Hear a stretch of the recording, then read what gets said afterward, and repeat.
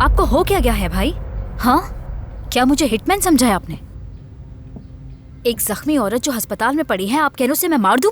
हर चीज की एक हद होती है। आपने जो कहा मैंने किया, आपके कहने पे नजरअंदाज भी किया, और आपने मुझे बगैर बताए वहाँ पे गोलियां चलवा दी। मैं एपिक को इस तरह जिंदा नहीं छोड़ सकता, तुम जानती हो। ये जरूरी है। यहाँ तक कि ये जिम्मेदारी मैं तुम्हें दे भी चुका हूँ, लेकिन तुम फिर भी अनजान बनने का ढोंग कर रही हो मेरे सामने। क्या मतलब है आपका? इसका मतलब है मैं जितने भी मुश्किल फैसले लूंगा, तुम उसमें अपने नुकसान को मद्देनजर रखते हुए फैसला मानोगी। बुलंद जख्मी है, वहाँ के हालात और भी बिगड़ सकते थे। हो सकते थे। ऐसा भी तो हो सकता है कि वो उसी नामालूम गोली से मर जाता। बच्चे को कुछ हो सकता था, और इसके अलावा वहाँ मौजूद दूसरे लोगों को, आमिर को। ओ ऐसा है क्या? उन्हें भी कुछ हो सकता था। मसलन क्या हो जाता? अफसोस होता तुम्हें, पछतावा होता। तुम्हें पता है मुझे कब अफसोस होता? जब आमिर वो तकलीफ सहे बगैर मर जाता जो उसने दुनिया को दी। होश में आ जाओ एलेट, हम एक ऐसे रास्ते पर हैं जहां वापसी की कोई राह नहीं। शक है तुम्हें कोई? बताओ, तुम्हें इसके लिए कोई दलील चाहिए? नीचे जाकर देखो क्या है। अपने उस भाई को जाकर देखो जो नीचे इस तरह रहने पर मजबूर है। उस माँ को जाकर देखो जो उसकी वजह से मर चुकी है। क्या एपिक ने मेरी माँ को मारा था? एपिक हमारे लिए बदला लेने का एक जरिया थी जिसकी जरूरत पूरी हो चुकी है। अब हमारी जिंदगी से चले जाना चाहिए था उसे।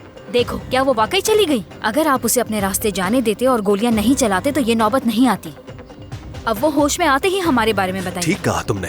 तुम इसी वजह से इस बात को यकीनी बनाने के लिए कहा था कि वो हमारे रास्ते में ना आए। मैं बाहर हूँ, मुझे बहस नहीं करनी। ठीक है, जा रही हूँ मैं।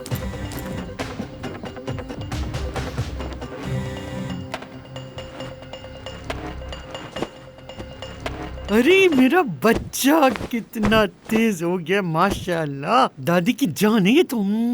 दादी और पोता मिलके खूब खेलेंगे। हाँ, आहा, क्या कहूँ बेटा, अब इन हालात के बारे में क्या कहा जाए परी। उम्मीद है सब ठीक हो जाएगा इंशाल्लाह।